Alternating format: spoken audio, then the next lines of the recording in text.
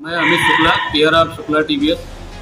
सबसे पहले मैं उभरता समाचार के न्यूज़ चैनल को भदोही में प्रकाशित होने के लिए बहुत बहुत बधाई और शुभकामनाएं देता हूं और भगवान से यही प्रार्थना करता हूं कि भदोही ज़िले में पत्रकारिता में इनका पहला स्थान हो।